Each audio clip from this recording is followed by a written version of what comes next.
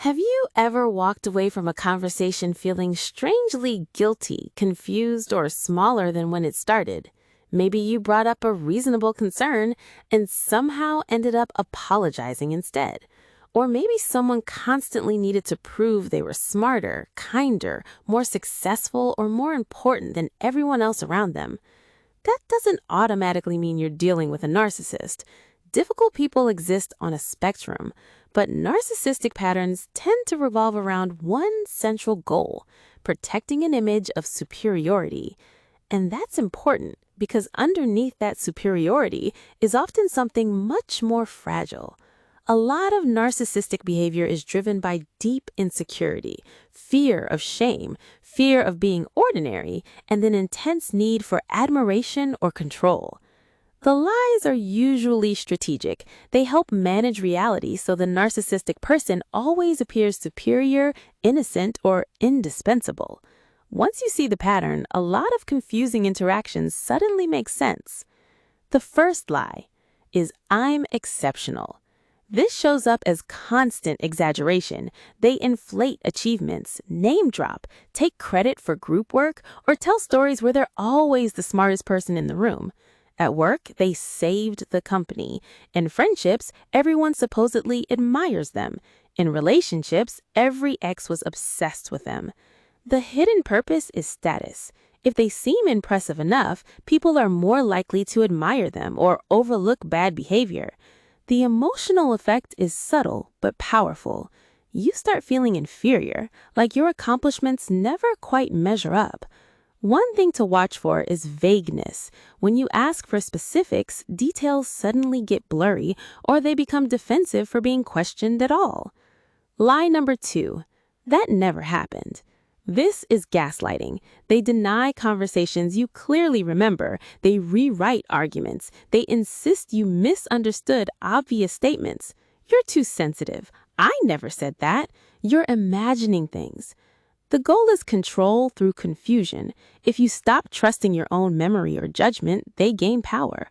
Over time, people in these dynamics often start keeping screenshots, replaying conversations in their head, or apologizing constantly just to restore peace. A major warning sign is that facts stop mattering. Even evidence somehow turns into another argument about your perception. Lie number 3. I'm the real victim here. This one can be especially confusing because some narcissistic people don't look arrogant all the time. Some dominate through victimhood. Whenever they're confronted, they suddenly become wounded, misunderstood, or unfairly attacked. You have no idea how hard this is for me. After everything I do for you, everyone turns against me. The purpose is to redirect accountability. Instead of discussing their behavior, the conversation shifts toward comforting them. The emotional effect is guilt. You stop bringing up legitimate concerns because it feels cruel. Notice whether difficult conversations consistently end with you comforting the person who caused the harm. Lie number 4. It's your fault. Blame shifting is one of the clearest narcissistic patterns. They rarely take genuine responsibility. If they explode in anger, you made them react. If they fail, someone sabotaged them. If they hurt you, you caused it. Accountability threatens the superior image they're trying to maintain. Over time, you may start over-explaining yourself, managing their emotions, or carrying responsibility for problems you didn't create. A simple test is asking, what part of this do you own? Healthy people can usually answer that. Narcissistic personalities often deflect, attack, or completely reverse the blame. Lie number 5. I'm better than everyone else. This appears through belittling, sarcasm, subtle humiliation, or constant comparison. They insult intelligence, appearance, success, parenting, ambition, almost anything that could lower someone else's confidence. Sometimes it's disguised as honesty. I'm just telling the truth. No offense, but the real purpose is dominance. If others feel small, they feel powerful. The emotional effect is erosion of confidence. People stop sharing opinions, accomplishments, or excitement because it gets mocked or minimized. Pay attention to patterns of contempt. Occasional criticism is normal. Constant superiority is different. Lie number 6. I'm the most selfless person you'll ever meet. This is false selflessness. They present themselves as endlessly generous, supportive, or sacrificing, but the kindness usually comes with strings attached. They may remind you constantly about what they've done for you, or use generosity to create obligation. The goal is moral superiority. If they appear saintly, criticism becomes harder. The emotional effect is pressure and guilt. You feel selfish for setting boundaries or saying no. A useful distinction is this: healthy generosity respects your independence. Manipulative generosity punishes you for not complying afterward. Lie number 7. I need you.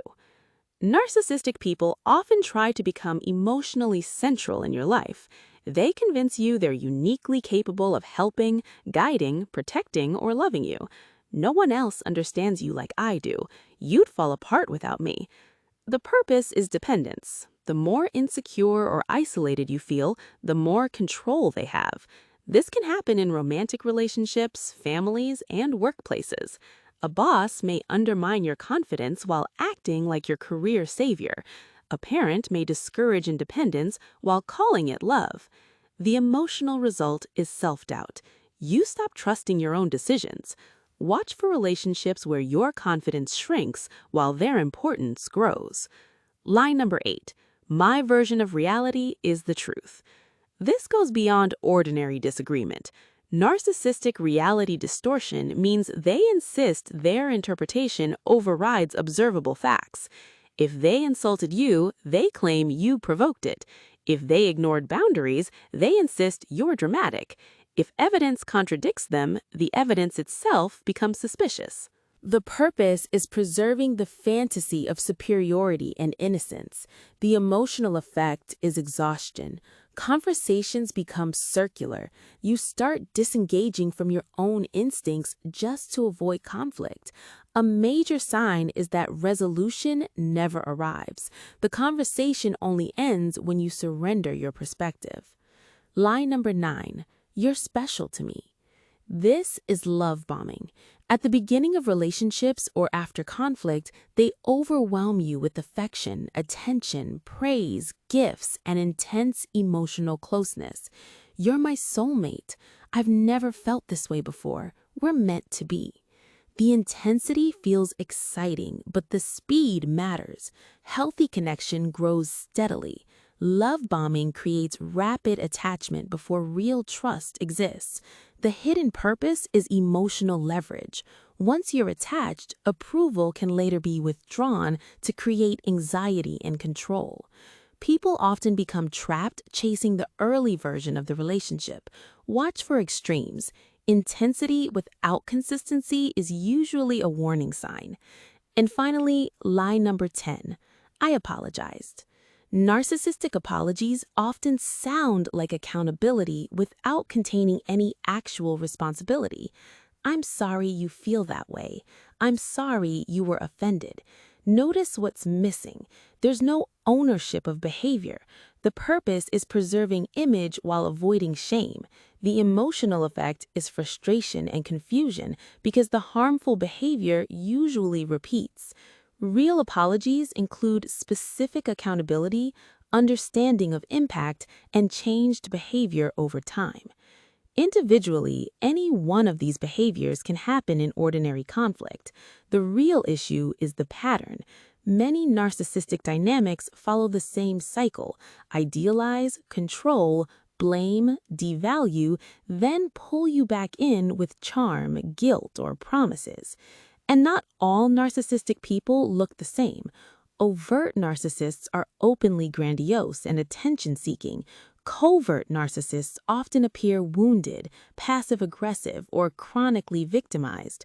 One seeks superiority through dominance, the other seeks superiority through guilt and emotional control.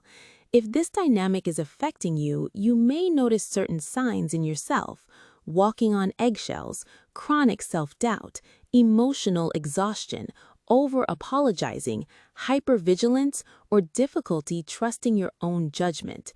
Protection usually starts with clarity. Document facts, avoid circular arguments, set boundaries calmly and consistently, reduce emotional engagement when conversations become manipulative, stay connected to supportive people who help you trust your own reality again. And most importantly, remember this: you do not need a clinical diagnosis to take harmful patterns seriously. Recognizing manipulation is not about labeling everyone.